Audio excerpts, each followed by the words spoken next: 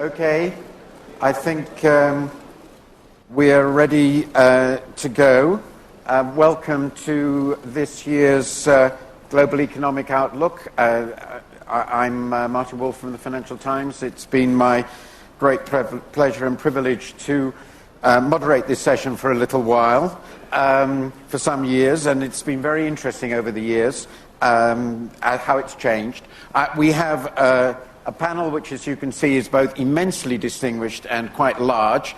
This is going to present exceptional problems, I'm sure, for the moderator, but I will do my best. Despite the fact we've got a little more time than usual, they're going to be incredibly and wonderfully disciplined. Let me introduce the panel very, very briefly, because really you know everybody.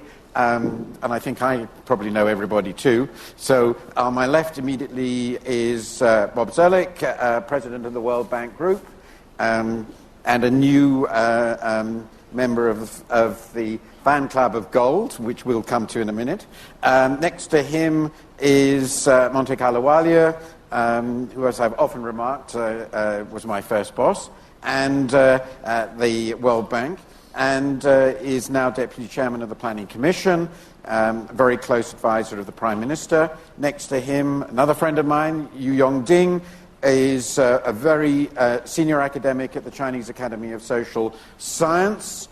Next to him, of course, is Christine Lagarde, Minister of the Economy, Finance and Industry of France, which you will remember is now in the chair of the G20. A very important point we'll come to in a moment. Next to her is Mr. George Osborne, of course, our redoubtable Chancellor of the Exchequer of the UK. Next to him is Bob Diamond, who's very recently become Chief Executive of Barclays. Congratulations. And finally, next to him is Wolfgang Schäuble, Federal Minister of the of Finance of Germany. Just to put very, very briefly the context, which I think you all know, but it's important to stress, as the very most recent IMF economic update of the World Economic Outlook shows, last year, 2010, was exceptionally good. I think much better than most people expected. 5% growth in 2010, though it is important to remember that's a purchasing power parity number, so it's funny money. In real money, the stuff most of you deal with, it was a 3% growth.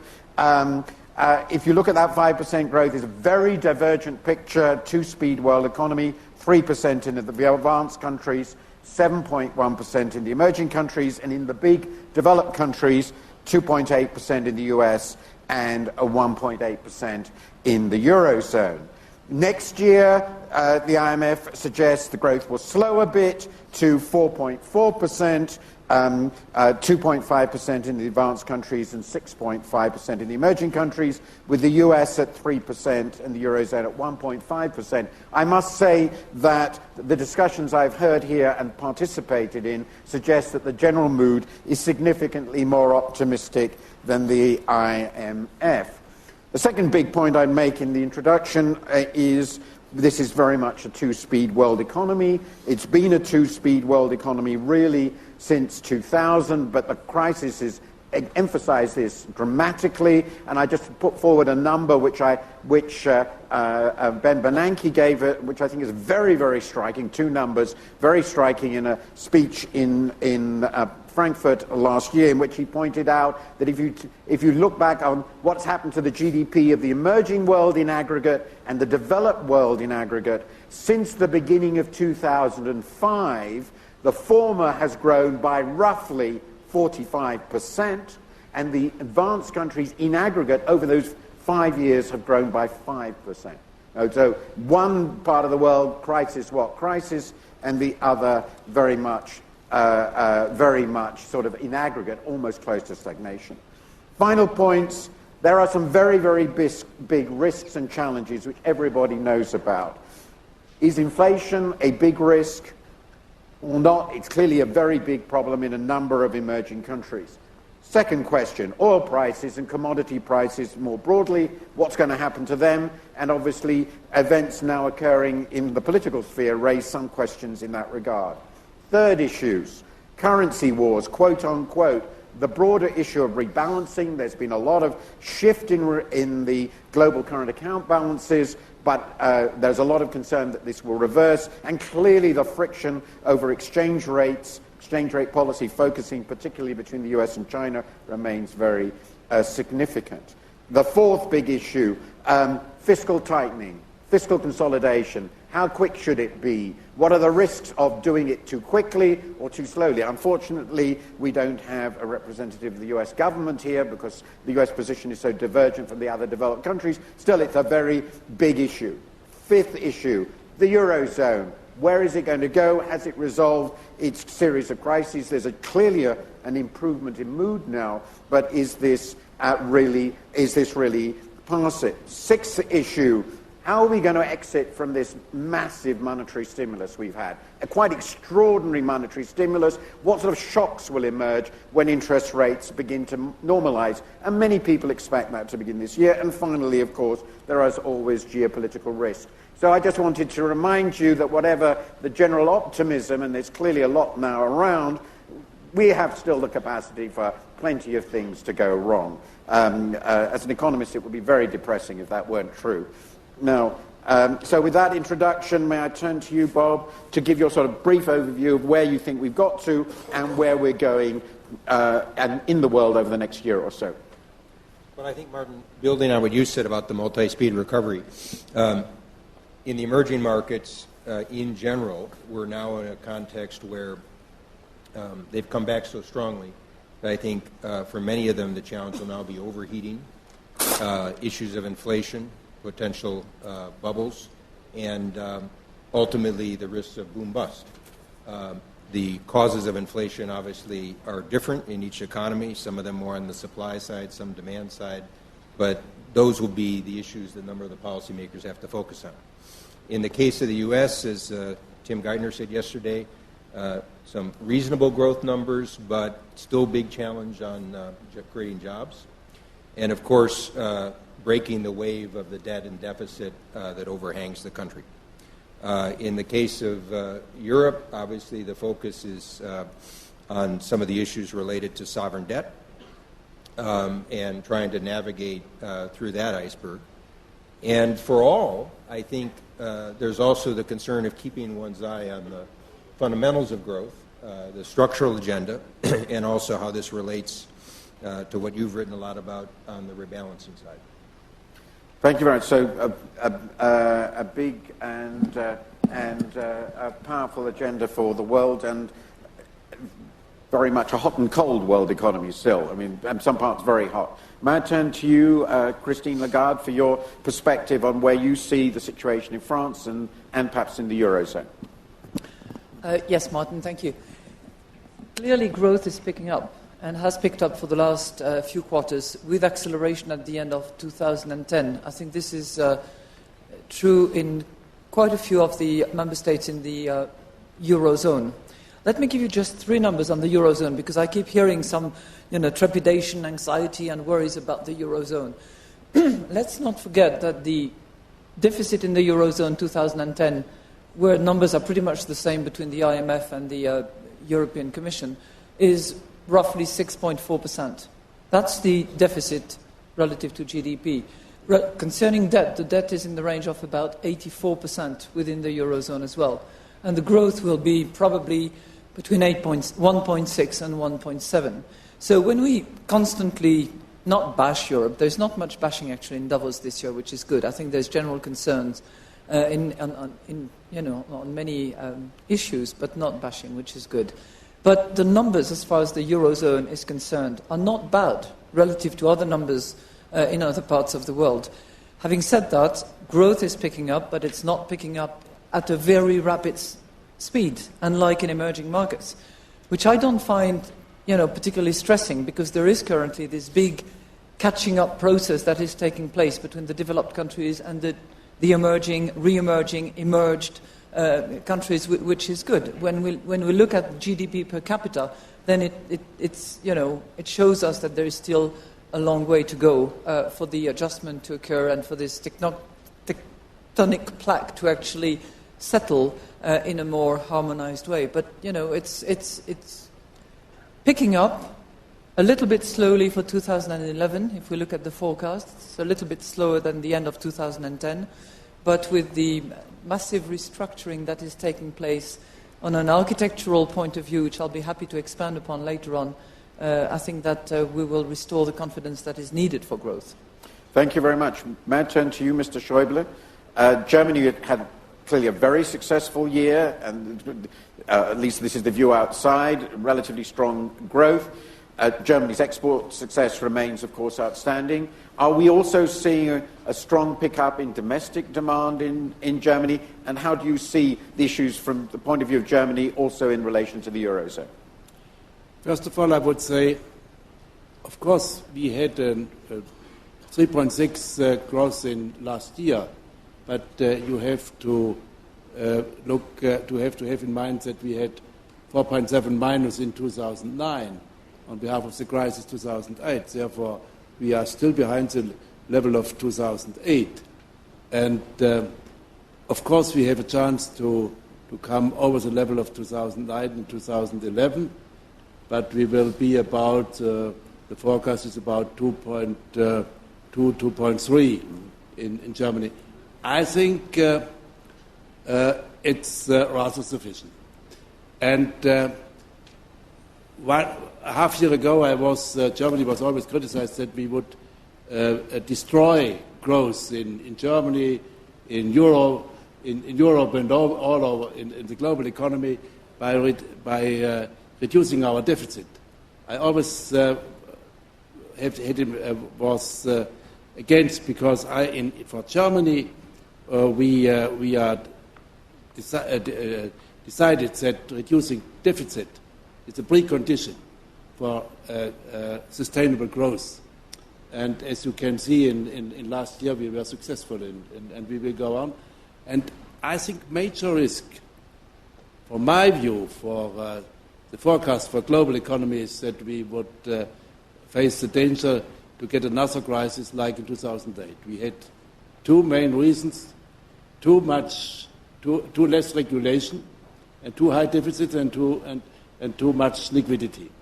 And therefore we have to go on in fighting the main reasons for the crisis in 2008, and we must not forget, we must have to stick to the lesson we learned in 2009, and we must not lose the momentum in repairing. Thank you very much. One point you reminded me of, which is very important, that if you look at if you take the 6 largest advanced countries, 3 of which are represented here, in the third quarter of last year, I don't think the fourth quarter numbers are out for all countries, GDP was still below where it had been in the first quarter of 2008, I think in all of them. Though I understand on the basis of the latest US numbers, on the fourth quarter they're now above it. I don't know whether that will be true of others, but it does give you an indication of how deep the recession has been, and that we are still, in many cases, below the preceding peak. Let me turn now to you, George Osborne. Where do you think the UK is? Obviously, there were some rather unpleasant numbers this week, but you might like to comment on where you think the UK is now going and the challenges for the UK. Well, I think the challenge is to move on from securing financial stability, and of course, I sit on this panel as the finance minister for the country with the largest deficit in the G20, to securing sustainable growth, and I think the two are linked in the way that Wolfgang was just explaining. We did have disappointing GDP numbers earlier this week, which no one was forecasting. Clearly, as even the statisticians accept, there was a big weather effect because we had the coldest December for 100 years. But nevertheless, even without that, they were disappointing. And therefore, the challenge for the government over the next year or so is to remove the supply-side obstacles to stronger growth. And that is what we will be focused on. I mean, there is a silver lining, which is, at the moment, the UK economy is rebalancing. Manufacturing is growing fairly strongly. Exports are up fairly strongly. Business confidence is improving. And the government's plan is based on three pillars. One, comprehensive and credible deficit reduction to put beyond doubt the UK's credit rating, to keep its market interest rates low. And we've set out that plan, and I can talk about it at greater length if you'd like later. Second, competitive tax reform, and we are cutting our corporate tax rates and reforming controlled foreign companies, changing the controlled foreign companies regime. Interesting, actually, President Obama independently is proposing quite similar things in the United States. And third, structural reform, big and ambitious structural reforms to the welfare system, to further education, to some of the regulation around non-financial business. And I guess the challenge for me and for the UK is that UK corporates are sitting on cash on their balance sheets worth around 5% of GDP. And what I've got to persuade them to do over the next coming months is to start spending and investing that money.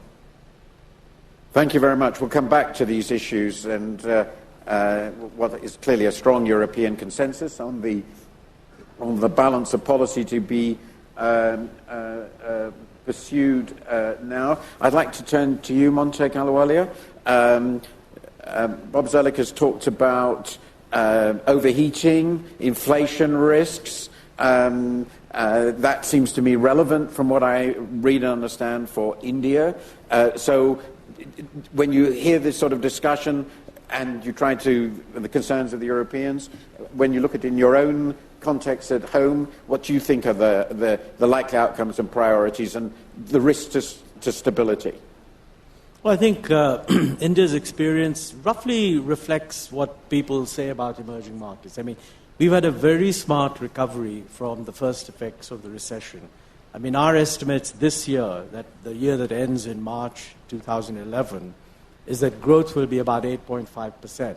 But some people saying, well, it could be a little higher. I think the IMF, which is being criticized by you for being too pessimistic, is actually erring on the other side in India's case and thinks that we might do even better.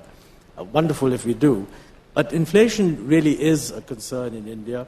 The good news is that GDP growth is 8.5%, and the bad news is that in December, inflation was 8.5%, well above what we think it should be. There, we've taken a number of steps on the monetary side. We've completely reversed the loosening of monetary policy. There were some supply-side shocks, and they are being reversed with the new harvest coming in. So I expect to see an easing of prices.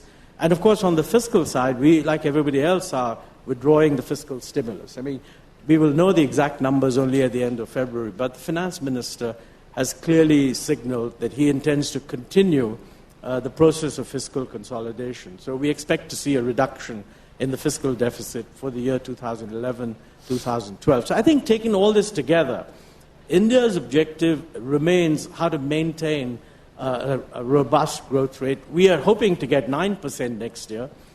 There's not that much unutilized capacity. So really, from our point of view, to get the 9%, we need to have a pretty smart investment rate. It's a private sector-led growth process, so we'll be doing the best we can to promote investment and to promote foreign direct investment. On the whole, things look quite good, but, there are uncertainties, which are pretty much what the global community is worrying about. I mean, clearly, oil prices are very important, and if you have an unexpected and large spike, that would create problems. We are also concerned about financial stability, possibly because of the concern about sovereign debt dangers in the Eurozone. I mean, our concern is that if the global financial situation remains stable and flows to emerging markets are not disrupted by any untoward debt event, then I think we would be in a position to achieve the objective of getting to 9% growth. Now, this is not decoupling, as was sometimes talked about. I mean, as I think Christine said, this is an increase in the trend growth rate of emerging market countries, which are simply going through a process of catching up. It's true that industrialized countries are growing a little bit more slowly, but stability in the global system is very important. I don't believe that emerging market countries will carry on growing if we don't bring about stability and balance. So we are as interested as anyone else in making sure that that global balance is somehow maintained. Otherwise, on the supply side, things look good, and I think on the price front, it's manageable. Thank you very much. Very much the same issues, I think, arise in China. Certainly, there's a big discussion of inflation at the moment, managing monetary policy, managing extraordinary growth. So from your perspective, Yu Yongding, how do you see the challenges for China? And then we can perhaps come to some of the policy implications in subsequent discussions for the world and for you. I think compared with the developed countries, China's economic situation is much better. And China's problems, I think, are serious. But mostly these problems are created by China's success in responding to global financial crisis. Last year, China's growth rate is more than 10%. And now we are facing a challenge in areas of inflation.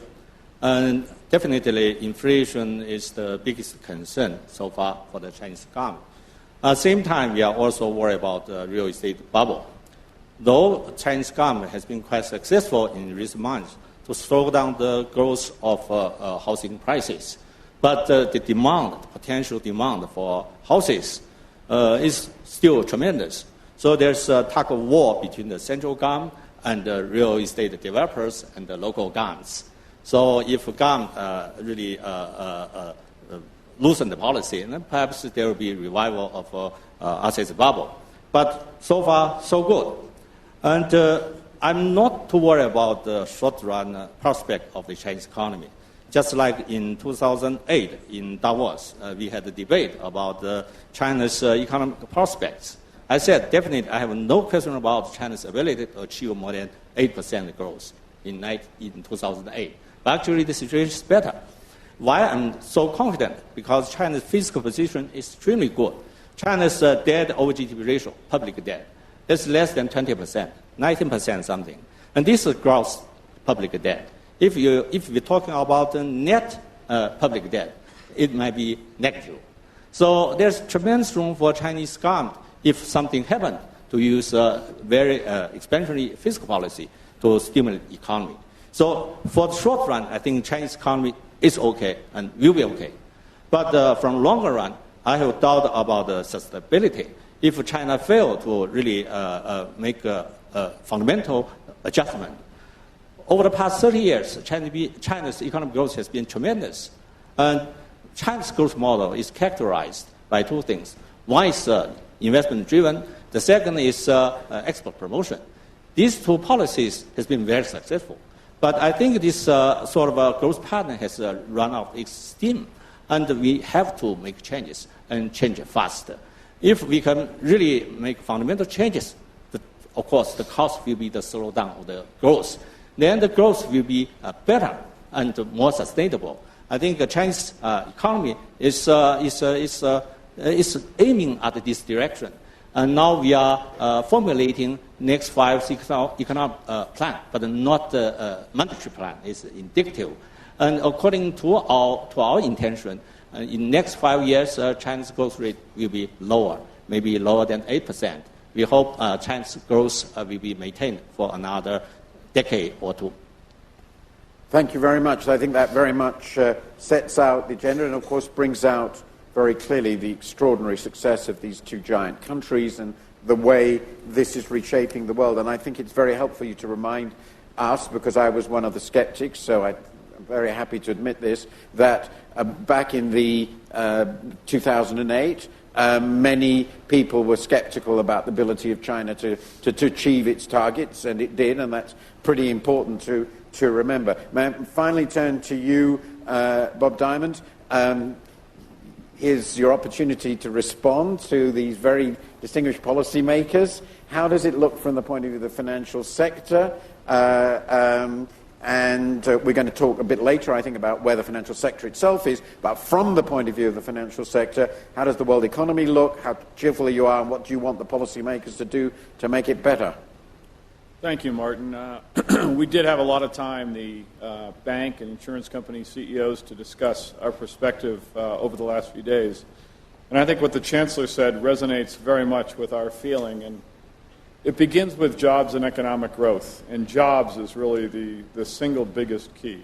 And I think it begins with the recognition that after a period of fiscal and monetary stimulus, and in particularly strong fiscal stimulus, that the developed economies at least will be reducing spending from the public sector. And the Chancellor's talked about the program in the UK. The President talked about it in his State of the Union address. And so the conclusion is that we're not going to see stimulus coming, additional stimulus in terms of jobs, particularly from the public sector.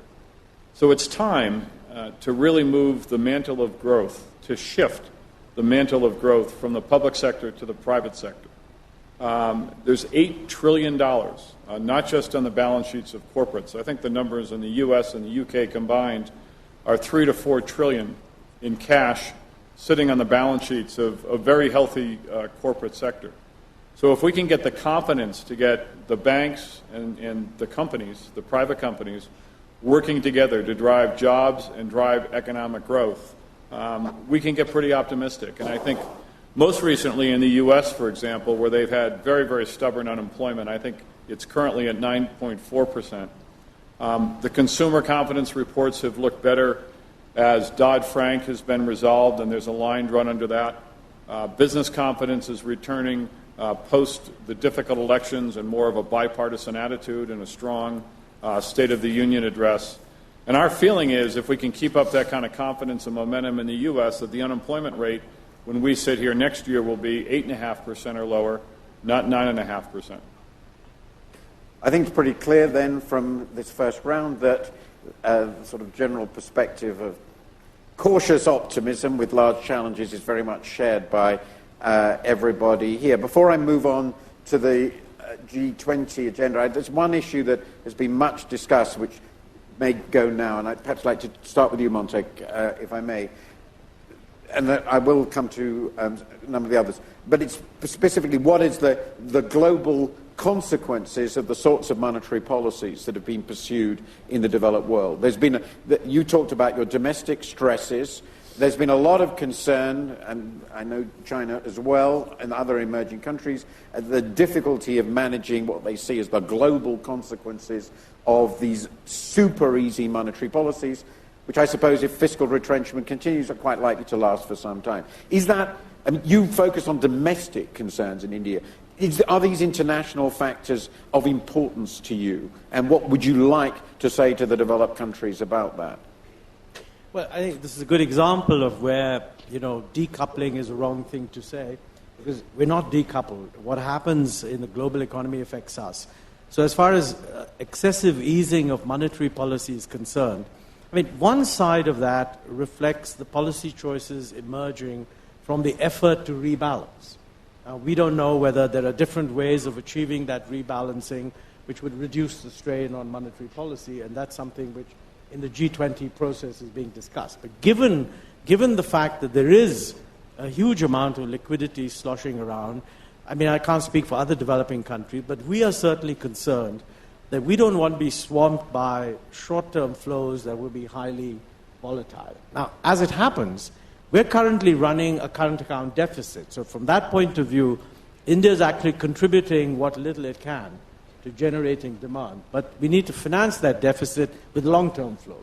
So we are welcoming long-term flows. We very much want more foreign direct investment. We're actually quite happy if money comes into the Indian stock market, or we're not happy with money coming in, which can somehow be described as hot money or coming in the form of short-term debt.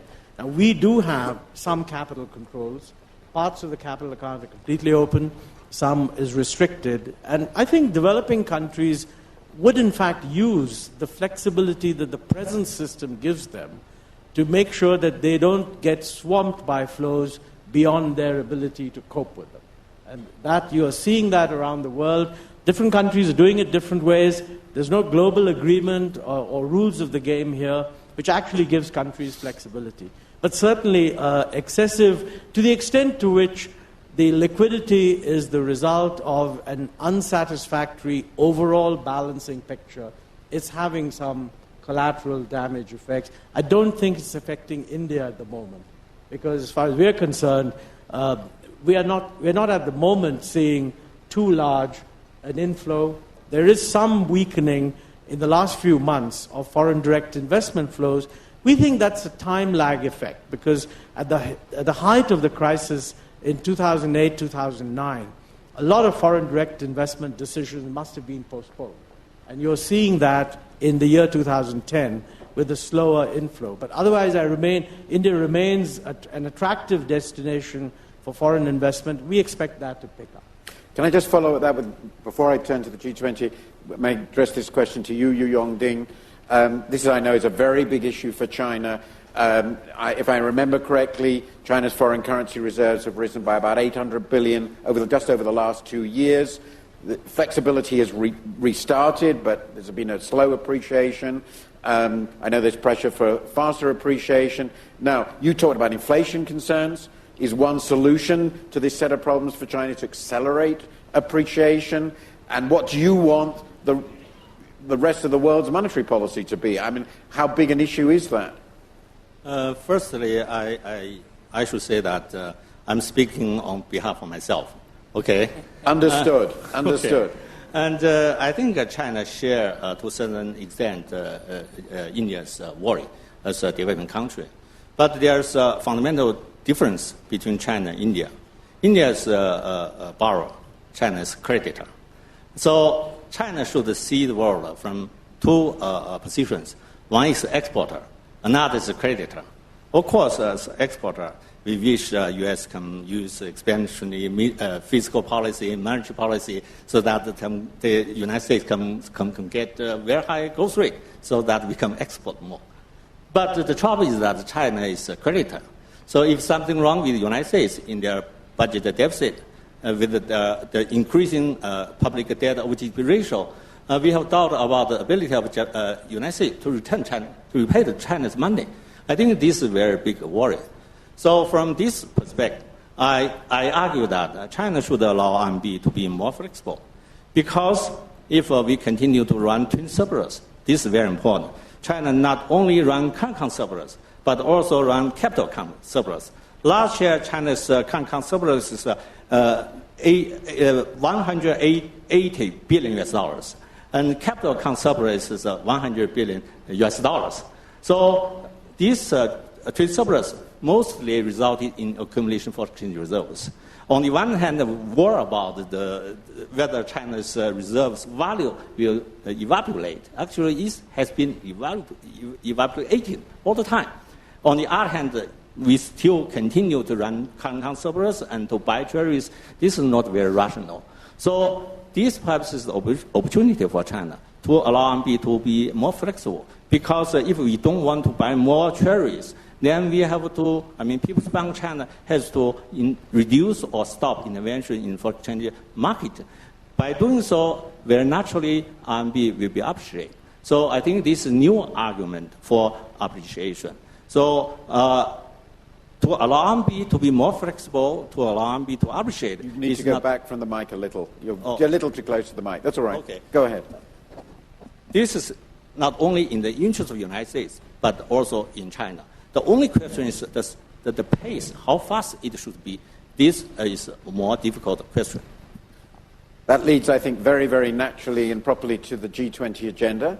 I know there are skeptics. Of course, journalists are always among the skeptical classes, it's by their definition. And some people think that the G20 has basically had its glory days in the crisis, and then it's just become a talking shop, and there is no real further progress to deal with the big issues. And one of them, of course, which just discussed, global rebalancing, the international monetary system, exchange rates.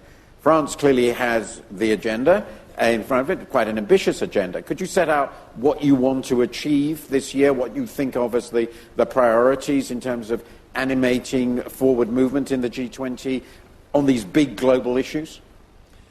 Sure, Martin. First of all, let's see if the G20 was only worth it during times of crisis. And what we really want to demonstrate is that it will be useful in times of recovery as well. And hopefully the agenda will resonate not just with the happy few, but with everyone. And I would like to point out, two chapters, if you want. One, which is the chapter where we are curators of proposals that have been made in the last couple of years that are partly implemented or totally implemented, and that really includes financial regulations where we need to be careful that it's implemented, that we do it, and that we don't get diverted with other agenda items. Second is this framework for growth initiative with the mutual assessment process that has been sort of handed over to the IMF for the implementation, but where the actual action and decisions will need to be made within the G20 to make sure that we coordinate our economic policies and we take into account the spillover effects of whatever is decided. I would call that the sort of the curator's job that we have to make sure that it's done, not to forget the non-cooperative jurisdiction fight that we initiated and which needs to continue. On the new chapter, which are the new initiatives, I think it really resonates with what Montek was saying, for instance. Number one, the improvement and possibly the reform of the international monetary system. Being very humble about it and understanding that we're not going to change the articles overnight or reverse the table, but simply with a view to making sure that, number one, all important players are at the table, and that, number two, we restore the level of confidence so that particularly emerging markets do not have this fear of this massive inflow-outflow of capitals that has hurt them so many times over the last decades. Those, in my view, are the two key objectives that we need to address as far as the international monetary system is concerned. We can see about the issue of proper transition towards a plurilateral basket of reserves and all the rest of it. I think this is important as well so that everybody is in the game. But that's as far as the IMS, the international monetary system, is concerned. The second part of that big chapter of new initiatives concerns the commodity prices, with a special focus, because we don't want to be diverted too much, special focus on agricultural products. I think it's a key issue. It's a key issue for the least developed countries. It's a key issue because simply the needs to feed the world is growing and will continue to grow, and we need to make sure that there is enough transparency, enough anticipation, enough thinking put into the process, not just the issue of speculation, but that's really a chapter that is clearly important. Third section in my second chapter is the issue of development. And on that one, we've been talking about development. The World Bank has been fantastic in conducting initiatives. What President Sarkozy wants us to try to focus on is the topic of infrastructure. To arrive at a list of infrastructure projects at the end of the G20 year under French presidency, where we've identified, particularly in Africa, the infrastructure projects that are worth it, that will be conducive to development, to proper agricultural work and delivery, and that will be actually financed or financeable. That will be a special focus on the development chapter. And I've not mentioned, Martin, the global governance topic, which obviously includes the fact that all players, particularly the emerging countries, but all those that are not sufficiently represented, are at the table. Thank you very much. I'd like to turn to you, Bob Zoellick, on this, because the issues that Christine has raised are very much in your area of concern at the World Bank. You've actually written a bit on the reform of the monetary system. You might want to comment on that, but clearly agricultural projects, the whole issue of commodity prices and agricultural prices, agricultural supply, food generally is a very big global issue. We don't have representatives here of some of the countries most affected. What is your view of what is feasible for the G20 to do, and what should it do? What are the priorities, and how would you comment on the agenda that Christine Lagarde has laid out? Well, first, I compliment President Sarkozy, Christine, and the French government. They've been doing an excellent job of trying some ideas and outreach. And the reason why this is particularly important is there is sensitivity among countries not in the G20. The World Bank and the IMF were G187. We can play part of that intermediating role, but I think President Sarkozy is going to the African Union as well. And that's very critical because I think to go to some of the legitimacy of the G20, we also have to have effectiveness. And there's certain topics where you can nudge along, as Christine said, but there's something that are targeted for action. I think the agricultural topic is one where it's very important. We have financial safety nets. I think everybody here at Davos recognizes there may be some need for some food safety nets as we're headed forward. So we've suggested to put food first on the agenda. This has two different dimensions. One is a topic that has been discussed at L'Aquila, and President Obama took some leadership on, which is the broader food security agenda. This is going to the question of all across the value chain. There have been a number of private companies here. How can we bring in the private sector, connect it to agribusiness, take advantage of the increasing demand to increase some opportunity? There's also the food price volatility issue, and as Christine mentioned, there are different approaches to this, and I've suggested some where with better information of stocks and weather forecasting and focus on the most vulnerable, particularly in poor countries, maybe some modest stocks in areas that have poor infrastructure like the Horn of Africa, that we could come up with a package that could be practical working with World Food Program, World Meteorological Organization, and others. So I think there's a good combination on agriculture. On infrastructure, Montek and I were just discussing this morning. The developing world, as you commented, is about half of global growth. And there's been a lesson coming out of the 90s where, particularly in the case of China, you can invest in infrastructure today to create jobs, but you're also creating future productivity and deal with some of these supply-side bottlenecks. Huge interest in public-private partnerships, how to make this work. This is one of the topics that was also launched at the Seoul Summit. So I think there's a lot of important work already going on in this area.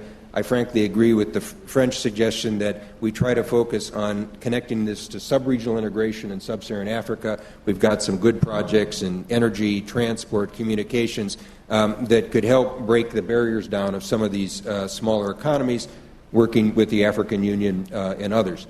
On the monetary system, I think you've touched on the elements, and I think Christine has properly said, look, we're in a state of evolution here. And I think the best that one can put forward, but I think this could be useful, was to develop a framework this might encourage the future shape. One key point that people shouldn't lose sight of is that the G7 used to have a practice of having flexible exchange rates, non-intervention, unless they all agreed. I think that's a very important norm for the system. I think for the emerging markets, we would want to urge to move towards flexible exchange rates on autonomous monetary policies, but we have this hot capital flow issue, and I think people can develop lessons and codes of conduct on this.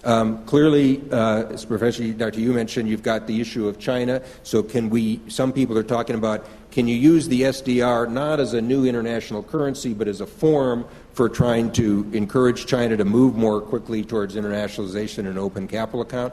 Then you have the IMF as a role as a referee in this.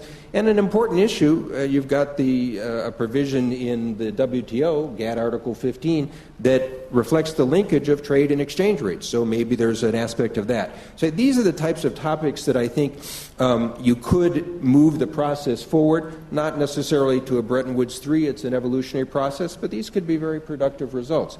And then the final point on governance, I think, is come back to where I started. The key thing where I see an added sensitivity from particularly the developing world countries is the G20 needs to proceed in a way that also recognizes attention for non-G20 members, and I think this agenda does that. Thank you very much. I'd like to go on with this because there's so much, but unfortunately we have a few other issues. We can always come back to this, perhaps in questions. I'd like to turn now, if I may, to the Eurozone and where we've got to. We are in the middle of Europe, though of course in a country that is not a part of either of the EU or the Eurozone. There's been a big crisis, or significant shocks, let's put it, in the last year. Many people have felt that the Eurozone was, as it were, behind the curve, but yet I now find people are much more optimistic this week about a sense that very strong statements have been made by the heads of government of France and Germany here, that there's a very clear commitment, and that seems to have changed the mood about this. I'd like to start with you, Mr. Schäuble. Okay, where do you think we've got to in managing the crisis, and what happens next? Because we know that there's a very intense discussion on the longer-term reform of the surveillance system and all the rest of it. There's a lot of discussion about how debt restructuring should occur, and it's not clear when, and there is also discussion of more money. Could you just say where you see, from the German point of view, obviously a pivotal player, this Eurozone thing going? Because there's still clearly from the IMF report itself a concern that there might be further big shocks here. No, I don't expect that there will be further major shocks. I think the euro will be stable. And I think what President Sarkozy has said on this World Economic Forum will be worth it. And you will see it will so. The main problem, as I understand, is that outside the euro group, people don't really understand what is a common European currency with a common monetary policy without a common budgetary and economic policy. But I think it works, and we had to learn that there is a systemic contingency problem, and we draw the consequences from this, and we will deliver. You will see. And we are ready and we are able to defend the stability and sustainability of the euro. I'm quite clear. Of course, it's difficult, and there is a lot of discussion. And my fear is we had too much discussion, and that is one of the reasons we suffered problems in the euro. The real figures in the Eurozone are not as bad, and compared to other parts of the world, it's not so dramatic. Of course, we will draw the consequences in the Eurozone to improve the mechanisms to make the common arrangements in the Pact on Stability and Growth more efficient. It's already decided in the European Council of October. We had a task force under the presidency of the European President Van Rompuy. We agreed on a lot of proposals, what has to be done. It will be set in place. We will harmonize our common economic and social policy to improve competitiveness in all member states, to increase competitiveness in member states of Eurozone which are a little bit behind others. That will be work, and we will create the instruments for the Eurozone as a whole to defend the euro as a whole if some member states will be in crisis. It will take time, but we are totally convinced that we will succeed. I'd like to actually go to you, Bob Diamond, on this. You look in the financial sector. There's been a major financial sector shock, or shocks, concerning some countries in the Eurozone. Do you feel that confidence is returning? Still huge spreads on the debt of some countries. Do you think they're doing enough? What would you like to see? Well, I think the sense is that... Go ahead. I hope that... Yes, fine. Sorry. I think the sense from the banking perspective is that we had a period that was acute, and the crisis was truly acute. And that the worst case looking forward, because of the commitment and the strength that the euro is going to hold together, is that we will have from time to time, I guess we have the ability to have event risk, but it would be more chronic as opposed to acute. So, and I think you would agree with me that I don't think anyone's saying the volatility in the markets is completely gone, particularly given some of the fiscal issues that the different countries in Europe are facing around spending and deficits, but that what was a chronic issue, what was an acute issue a year ago is at worst a chronic issue today. Christine Lagarde, do you want to add anything on where we are on the Eurozone? I mean, one pretty big issue is that it's clear that from some discussions in moderately reputable organs that people expect still, and it's clear in the markets, restructuring of the debts of some member countries, and that some people, the German government thinks this is quite normal, but we still don't know how that's going to happen and how that will be managed. And obviously rather difficult to persuade people to lend large amounts of money to a government when they think the debt might be restructured the following day, or at least the following year, and they don't know on what terms. I mean, that seems rather a contradiction, rather a conflict. Well, I'd like to disagree with Bob Diamond, because when he says that it's gone from acute to chronic, at worst, I understand what you said. I disagree with that. We went through crisis in 2010, no doubt about it, and we had to put in place rescue package for Greece and rescue package for Ireland. And in the process, we transgressed all the rules of sort of common principles that would prevail, that would say no bailout, for instance. But we went through that. We went through that talking a lot, as Wolfgang said, but in a very cohesive fashion at the end of the day. And we put in place the European Financial Stability Fund in a matter of nearly, a week, was it? It went to market a couple of days ago, and it was oversubscribed by a factor of 9. So it's an indication that on the market of confidence, I think the Eurozone has turned the corner. Having said that, as Wolfgang indicated, we are working hard. I disagree with you, Bob, because I think that in terms of fiscal consolidation, we are all heading in the same direction. We are consolidating. Some people will criticize us and will say it's austerity, you're going down the drain, you're going to cut growth. Well, I'd say look at Sweden, for instance. It is outside the zone, but it has produced very strong fiscal consolidation measures, and it's growing at a rate of 7%. So let's not short Europe, and let's not short the Eurozone. We are heading in the same direction. We are consolidating. We are producing significant reforms, and we are determined to, take the job where it was left unfinished. That's the way I would put it. We decided, and it was great that our predecessors decided to have a single currency, because that was a symbol of European unity and something that we strongly believe in. But we also had to go a little bit further by having in place not just the Stability and Growth Pact with deficit and debt as criteria, but also additional factors: macroeconomic review, preventive action, corrective action, proper sanctions, real discipline. And this is what we are volunteering now. Now, some people will say, fine, but in 2004, you, the Germans and the French, did not comply with the rules. Well, we learn from our mistake and we learn from the crisis. This is what we want. We want to be together. We've helped those that were in trouble. We have a fund in place, and we are working on refining it, improving it, and certainly are prepared to close ranks and be together on that. I turn to you, George Osborne. Thanks to the Europeans. Wild enthusiasm. We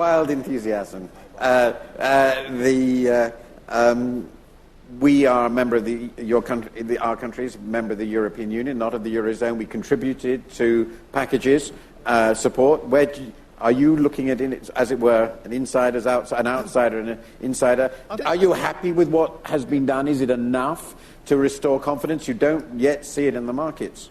I think we've got 2 out of 3 things right at the moment. The thing that we've got right, first of all, the Eurozone themselves are working flat out on the permanent stability mechanism, and in the next couple of months we expect to see that in place, and the UK has a huge interest in that working, and we're contributing to putting it together in terms of the technical work. The second thing that I think is working is that individual European countries, and I include the UK in this, are addressing their own domestic problems. And actually, governments in countries like Spain and Portugal and elsewhere on the European continent are taking difficult decisions to address their own particular problems. And different countries have different problems. Ireland, where we made a contribution to the rescue package, clearly has a huge banking problem, whereas Portugal has a competitiveness problem. And so individual countries, and I include, as I say, the UK in this, are putting their own houses in order. The third thing, which I think is a challenge for all of us, and where I think we do need to do more, is the overall competitiveness of Europe. And I think the European Union has been good at sort of presenting the challenge to us. So we've had the Lisbon agenda, we've had now the 2020 agenda. But the proof is going to be in the pudding. The proof is going to be, can we actually make the European Union a more competitive place to do business? And I think if you start with an assessment of what is the cost of doing business in Europe versus the cost of doing business in the United States and the cost of doing business in the developing world, and look at the measures of that would not be a bad place to start and see what we can do. And if people are sceptical that Europe can address these problems, I would point to one of the enormous achievements of the European Union, which was the single market. which there were plenty of obstacles in the path of creating the single market. Indeed, actually, we still need to go on and complete the single market. But the creation of the single market was a remarkable achievement that brought an increase in productivity and growth to the European Union. And I think the challenge for all of us, not just Wolfgang, Christine and myself, but the other countries represented in the European Union, is to really drive this agenda forward now over the next year or two. You won't like this, I know, but this is a dialogue about competitiveness in Europe, which in fact British governments of both persuasions have been mounting for many years, and I wish you success. One more heave. One more heave. We're going to come back to this, but there's actually a very nice shift in this to the last subject I want to address, which is the situation in the financial sector. But one of the things that has come up, and it seems to me a central issue here, we talked about Ireland. Ireland has just taken a very large package. It's very controversial. It's clear, absolutely clear. And if you look at Irish public debt, which is now scary, that in very significant measure, not entirely, but in very significant measure, because the debt of Irish banks to not only depositors but other creditors, outside creditors, has been nationalised and is now going to be clearly a burden on the Irish people for a long time. It's very, very controversial. So this just reminds us in very strong way this incredibly incestuous relationship that emerged in the crisis between governments and the financial system. So where, from the financial system's point of view, from your point of view, have we got to in the agenda of ensuring that doesn't happen again? And where, on the other hand, do you feel where do you feel we've got to in terms of, I mean, is as it were the government so determined not to have to do this again that they're now, as I understand from many people in the financial sector, they've been arguing here, they are throttling the financial sector. What is the balance, and have we got this balance right, Bob Diamond? I think it was a very, very interesting discussion. We had 40 or 45 CEOs together, and we thought through in the first couple of hours if we had an opportunity, which we had this morning, to meet with the finance ministers, and what was the message that we wanted to deliver. And it was a very heartfelt thanks. I think we have to recognize that, of course, there is some fatigue, but an awful lot has changed in the last 3 years. And we should say thank you to the central banks, to the finance ministers, to the regulators, because banks are operating in a safer and sounder financial system. We've answered a lot of questions about capital ratios, about liquidity, about leverage. I don't think anyone thinks that the system is absolutely perfect. And as I said, there is some fatigue. And to Christine's earlier point on the G20, there was also a message that, as you said, during the crisis, the G20 came together in a way that was very beneficial for the financial system.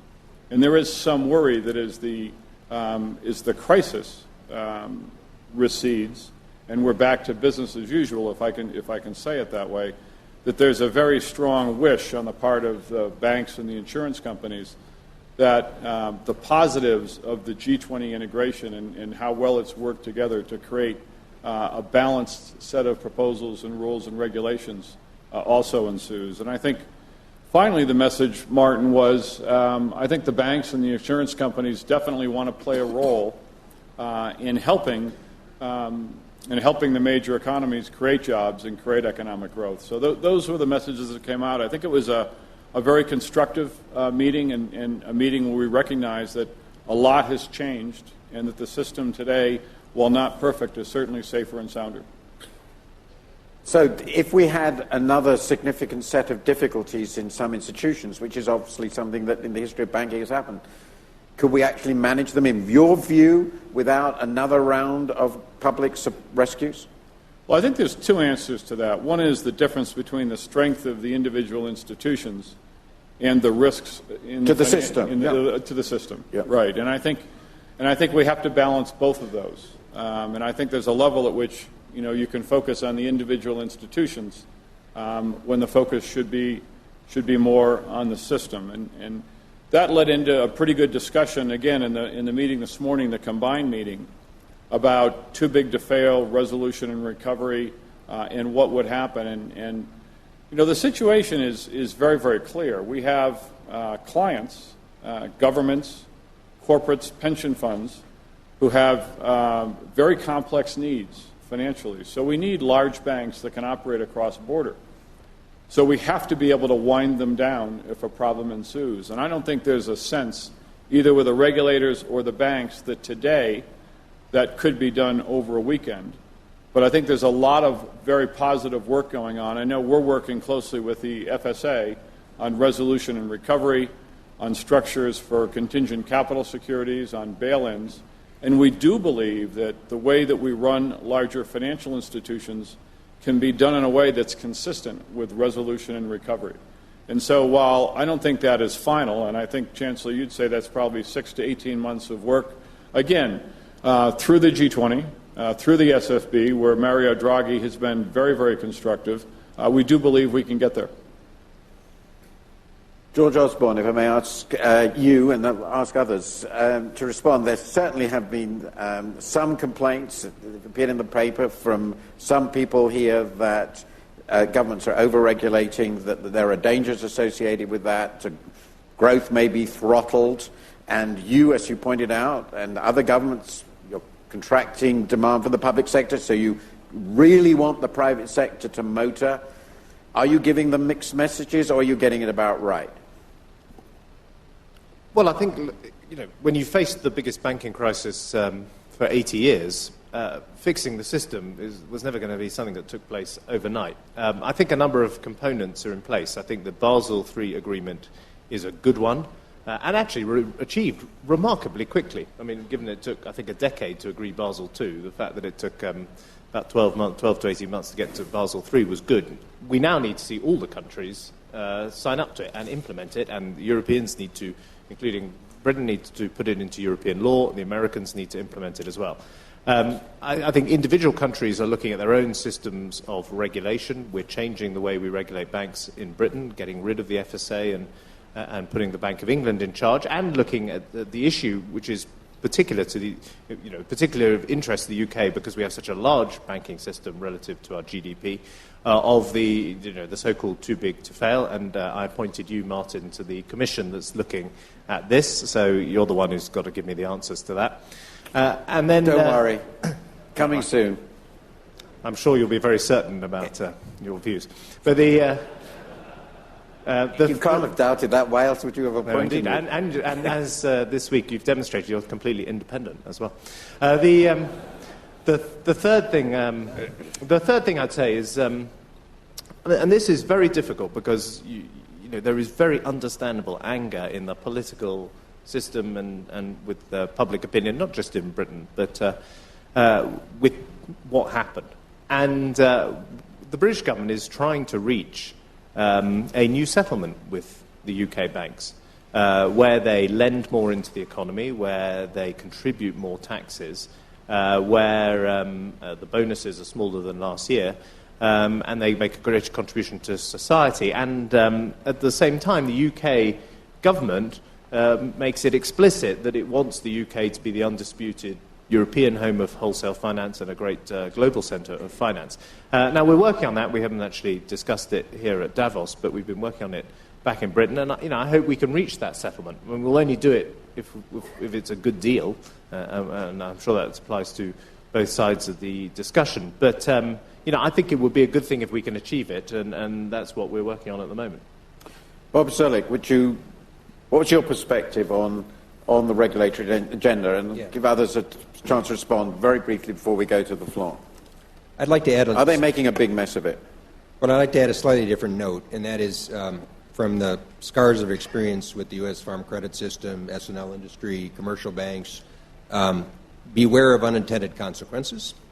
And whatever regulatory fix people think they're putting in today will probably not be designed for the next crisis, and there will be a crisis given the way that markets go up and down.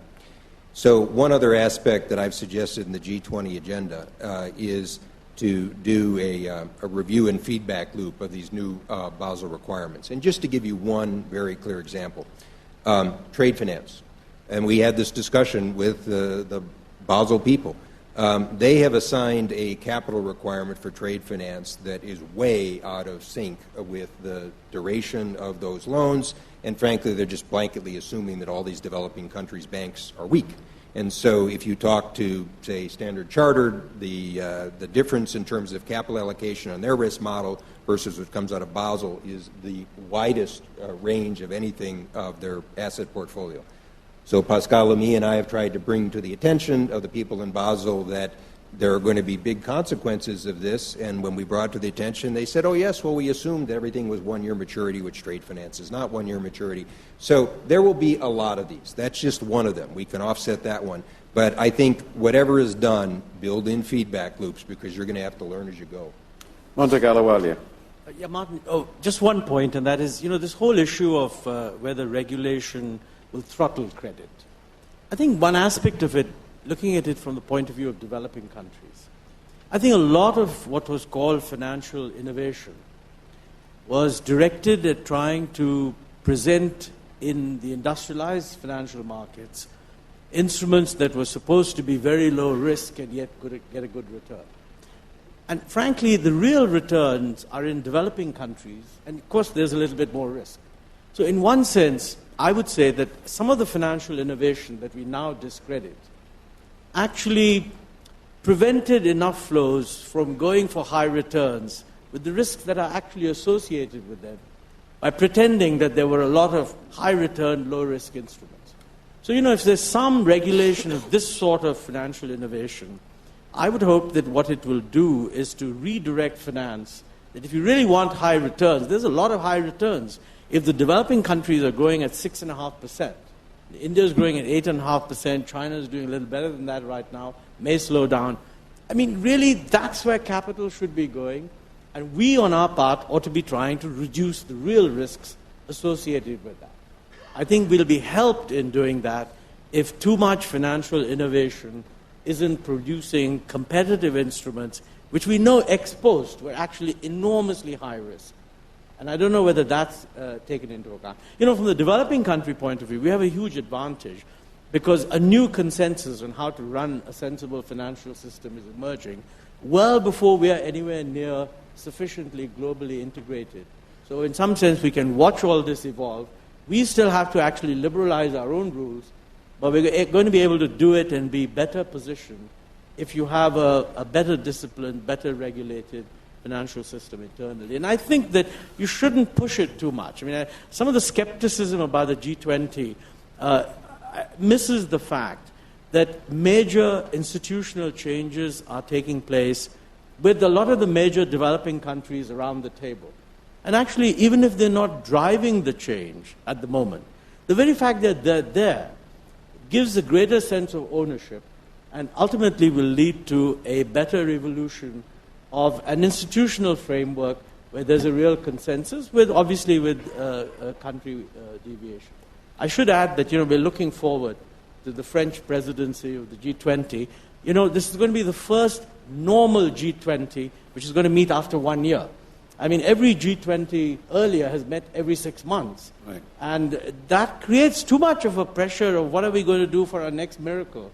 So this time around, you have a little bit of patience and see what happens at the end of the year. It's perhaps worth noting that there's we've discussed this here in other meetings, a very, very close connection between this agenda for financial innovation and financial sector regulation and the global monetary system and macroeconomic discussions we had earlier, because obviously if what you describe is going to happen, that risk capital is going to flow very heavily on a net basis into emerging countries, which is right and proper and what you'd expect. That has implications for the exchange rates. It has implications for monetary policies. It has implications for reserve management policies. It is part of what it is we haven't discussed this word because we haven't time, but it's part of this, when people talk about quote-unquote currency wars, that's part of what they mean. There's all this money coming in, and you yourself earlier talked about hot money flows. So this is a very close integration of these two agendas. We can't go into this in detail now, but it's obviously, these are just two sides of one coin. But I would emphasize that, don't look to the G20 to produce a magic bullet every time. I mean, the fact that there is an intergovernmental process of discussion with the major players involved is actually helping to evolve better understanding of the limits of what's possible, and also a better examination of what are the alternatives. I mean, take international monetary reform. I mean, are we doing the sort of silver bullet approach? Sometimes, some people think of the SDR as the silver bullet. There are other views. Are we trying to do it by getting better coordination? There are a lot of problems there too. I don't expect this to get resolved in 1 year. The really good news is that everybody's sitting around the table and having a better understanding of what the issues are. I suppose what we hope is that however much we muddle through, we don't muddle through into another crisis on this scale. That would be the minimum challenge. Christine Lagarde, did you want to add anything on this before I go to the floor? On this question? I was just going to follow up on George and say that the best way for the banking sector to say thank you would be to actually have good financing of the economy, sensible compensation systems in place, and reinforcement of their capital. In other words, I think what Madame la Ministre is saying is gratitude is not enough. Yes. And I have no doubt at all that Bob Diamond fully understands that. I'm going to... we don't have much time. I always fail with this. But we've had, I think, a very fascinating conversation. I hope it cheers you all up. Questions? I need a light. I need some light so I can see people. And very brief questions. I'll take a few together and I'll address them to the audience. Start with you. I think it's Joe Schendorfer. Say who you are. Address your question. Hi, I'm Joe Schoendorf. I'm with Excel Partners. We're global venture capitalists. We back companies like Facebook. So this is about the global economic outlook. And half the world's population is probably very close to under 25. This is a generation that, as we're seeing, is totally connected and whose unemployment rates generally, particularly in the West, are probably twice the average unemployment rate of the population as a whole. What kind of problem is this going to present as you've got this totally connected generation? And we're seeing one example of that this week in the Arab countries. What kind of impact is that going to have? How serious a problem is it? Very good question. Any other questions? Somebody at the back. Is there someone at the back? Good. Then, is there? Yes, that person? Yeah, fine. Can you stand up, perhaps, and say who you are and the question? Dennis Snower, President of the Kiel Institute for the World Economy. George Osborne said that one very important component to tackling the European problem is for countries to make bold steps to get their house in order.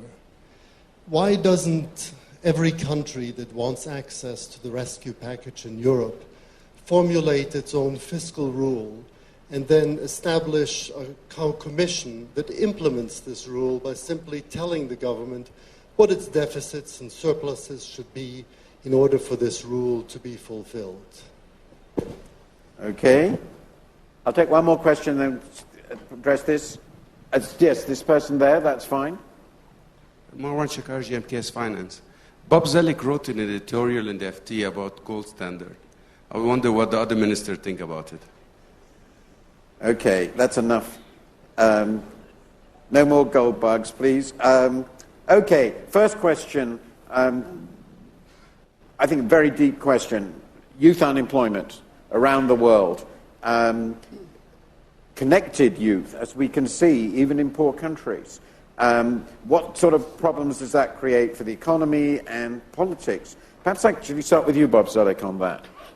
You must see this problem in so many of your member countries. Yeah, it's something that comes up with a real increase in frequency. And if you just take some of the situation in North Africa today, what's interesting, some of those countries had made good progress in terms of reducing poverty. in education. But in some ways, that also created expectations that they weren't able to meet because, in my view, of some other economic reforms, but also some non-economic topics. But in general, what I find now almost everywhere I go, from countries to Africa, India, elsewhere, is the original focus on the Millennium Development Goals of primary education, getting kids in school, is then expanding to the quality, to secondary education, and critically, the workforce connection to jobs. And I think this is, in a Davos context, something that we're trying to find, and many countries are finding, that the connection of the private sector to try to see how to prepare people better for the job market will be an important part of policy. But I also take the flip side of this. You know, when you talk about some of these bigger trends, we didn't talk much about demographics. If you've got younger populations and educated populations, given some of the other issues we talk about, that should be a real plus. So we need to figure out how to capitalize on that. I wondered whether you, Yongding, or Montek Ahluwalia would like to focus on this from the point of view of very large emerging countries, vast number of young people still. China's a smaller problem than India, perhaps because of the reduction in the size of families. But you've both got stupendous challenges. You look at what's going on in Tunisia. Can this become political? These are very difficult political contexts, but Montek, very briefly, how do you see this challenge, and can you actually meet it? It's absolutely true that the fact that you have a large number of young people and they're connected essentially means that governments are constantly made aware of the tremendous expectations that have been raised. But, you know, I think the democratic process provides a lot of outlet and a sense of participation being heard. So I think we're facing the consequences of a young, connected population sort of evident virtually all the time. It does put pressure on the system, and that's why when we talk about growth in India, we're emphasizing inclusive growth. And that inclusive really means different things to different people, and we just have to add up all the different kinds of demands for inclusion. As far as the young people are concerned, the dominant thing is they need to be skilled and educated in a manner where they can have a pretty good expectation that they will benefit from the enormous opportunities ahead. I don't find amongst the young people in India any pessimism. I do find tremendous demands. Yes, I find a sense that there are a lot of opportunities and there are going to be even more, and we better educate them better than we're doing. And I think that's not a bad set of pressures for a government to be under. And that's why education in India today, at all levels, including skill development, is one of the top priorities. You, Yongding, how do you see this challenge for the other great, giant country of the world? This is a question I don't think I'm really in a position to give you a very good answer. But my feeling is similar with my India friend. I see this in a very positive light. I think it's very good. You see it now in China. I think perhaps we have more than 300 million people using internet and so on. Almost young people actually are connected. They know a lot of things and so on. So what I want to say here is that the Western world failed to find this kind of a change in China. They thought China is a closed country, people know nothing about outside and so on. That is totally wrong. China is very open, people can say whatever they want in the internet. This is tremendous new development. I don't know what will be the consequences, but I think this is a very good development. I'm going to move on to the second question, and I'm going to address you, Wolfgang Schäuble. Since Dennis Noah, though British, actually is head of the Kiel Institute in Germany, and he put forward what I must imagine you would regard as the shocking idea that each member country of the Eurozone should have its own fiscal rule and fiscal policy implemented by some independent body. But it does raise a fundamental question. What is the relationship between national parliaments, Eurozone rules, and ultimate fiscal responsibility within this unique hybrid structure of the Eurozone? Obviously, you're very unhappy with what's happened. So how do you go forward on this absolutely central issue? That is the key problem of the construction of the common currency in the Eurozone. We don't have common fiscal policy, we have a common monetary policy, and therefore we have this pact which couldn't avoid the danger of contingency. And Therefore, we have to learn, and we are working on to true consequences. Generally, the principle is working because, given the spreads, if a member state is not able to sustain, it has to ask for assistance by the EFSF, and then it suffers strict conditionality. Therefore, they don't like to ask for assistance because it's a hard thing to accept it. Maybe we are working, and we try to work in the European stability mechanism, which we want to create up to 2030 in a more comprehensive and a more sustainable way. But at the end, it's quite clear. There are two alternatives. The one is we find better way to coordinate our fiscal policy, and the most important thing is even in global governance and the G20 as well, that we not only have agreements that the most important thing is that we stick to the agreements that we set in place, what we have agreed. If we would set in place what we have all agreed in the G20 in the last 2 years, the world would look much better.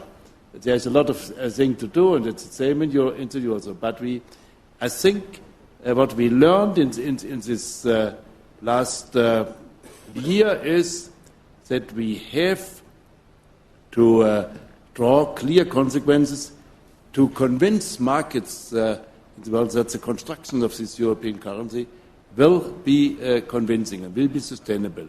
And in this way, the end will be that everyone has will be better solutions for every member state of the Eurozone to stick to the obligations which have been agreed, which have been violated. That's true in the beginning of France and Germany, but we have learned from this, and now it's to our friends to learn to draw the same consequences. So I think the answer to that original question was institutionalization, yes. Doing whatever you like, no. Bob Diamond. Since we're on the euro, I wanted to go back to the earlier discussion, and when I referred to market volatility, I think for all these reasons we'll still see some volatility. And I recall, I think it was 1992 when the Bank of England issued its first ECU bond. I worked on that issue, and from the beginning, the motivation for what we're doing in Europe was clear. And I think, as Christine said, the issue last week, the euro-wide issue, not only was it, I thought it was 10 or 11 times oversubscribed, you said 9 times, but I think the key to that, in terms of taking the issue off the table of Europe, the real thing was the investors. And the investors were real money. It wasn't hedge funds. It wasn't speculative money. It was real long-term, long-only pension fund type of money. And so I think the question of the strength of Europe and is the euro going to stay together was last year's issue and is off the table. But I think the consensus of the meetings I've been at is we'll still see some volatility in the markets. But the big question of Europe being here and staying together is gone. It also certainly suggests that that if there were a genuine euro-wide bond market, it could be a very, very attractive market. I'm going to talk about, I'm going to push that further. I know this is a big issue and we don't have time to discuss. Gold, Bob, what did you mean? Well, I welcome the FT headlines pushing the op-eds, but I would urge you to read the op-ed as well as the story about the op-ed. I never suggested a gold standard or a return to Bretton Woods. And what I actually said in the op-ed, which I said again today, is I believe you need to have the system move towards flexible exchange rates and autonomous monetary policies. But within such a system, I believe that gold will be an indicator. So it's not an operational tool, but it's an informational tool. Now, it's not surprising to me that traditional central bankers don't like this, because they don't want people to ever question the nature of their policies. But what I was suggesting is that markets reflect a reality. And I believe, learn the hard way, you should face realities. And I think that what you were seeing in terms of the price of gold, not alone, but was an indicator of lack of confidence in the core currencies for various reasons. Euro, because of the problems we're talking about, dollar, yen. The one they would like to get into was the renminbi, but it doesn't have an open capital account.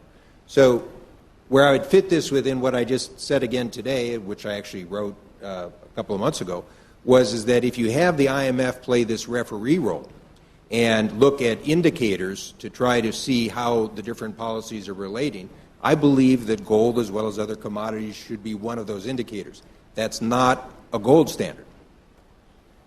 Is an implication of what you've just said and looking at the gold price that at the very least you think there is a perfectly reasonable concern about the sorts of monetary policies that have been pursued by a number of major central banks, and if they'd looked at this as an indicator, the implication to me would be, well, they should have raised rates already, or at least stop this quantitative easing policy. I don't think it's the only indicator, but yes, I think that markets are telling you not only something about monetary policy, and this is another topic, but also what they believe the long-term growth prospects are. And the fiscal position, presumably. But you're also using aggregate demand all the time, and I keep trying to go back to some of the microeconomic structural growth, which is beyond the aggregate demand. Of course. So yes, I think that, as well as other indicators, tell you something. And if you're going to have a flexible floating system based on fiat currencies, I don't think it's so bad to have a market check, which the IMF can look at along with other things, about the prospects of growth and the prospects of monetary policies. I think you talk to a lot of people in the markets today, they will expect an inflation in the future. That's how they're going to think a lot of governments are going to get out of this big debt issue. They're either going to restructure or they're going to have inflation. And I don't think that's a shock to people in markets. Does anybody, I should close this now, but does any of you brave enough to comment on why the monetary policy system is defective right now? I thought so. Pity we don't have a central banker on the panel. I would have loved to discuss this question with Jean-Claude Trichet or Ben Bernanke, but unfortunately neither is actually on the panel. We've run out of time. Before I sum up incredibly briefly, I've been asked to remind you that the Japanese Prime Minister Mr. Khan, will be giving a message immediately after this, and you're asked very kindly to stay and hear him.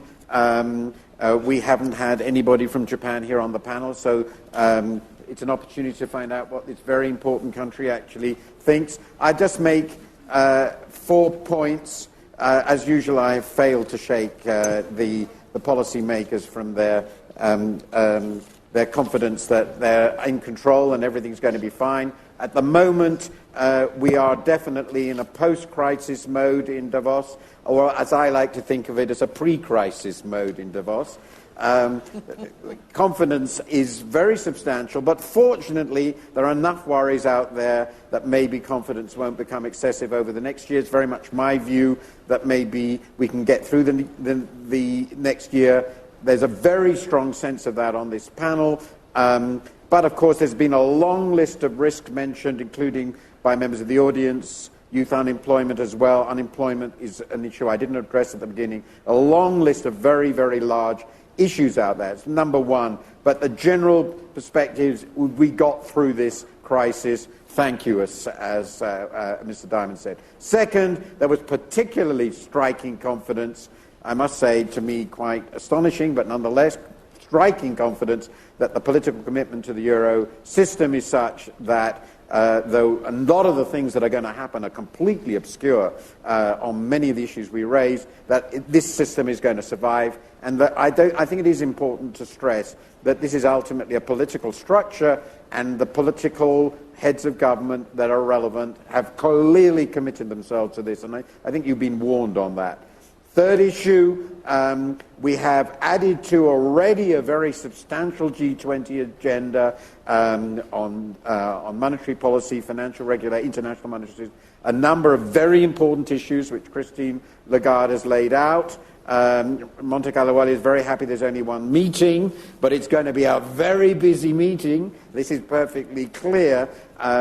Well, if any person can push through such an agenda successfully, it is somebody as dynamic as Mr. Sarkozy, but it's going to be an enormous agenda. And finally, we got a very nuanced picture on the financial sector here.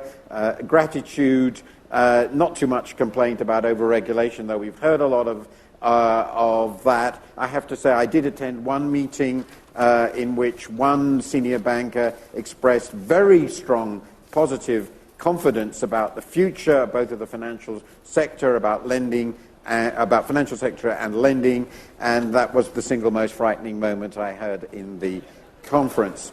But I think we've had a very wonderful, deep discussion of the many, many issues, and I would like to thank the panel, and please thank them on your behalf. Thank you very much.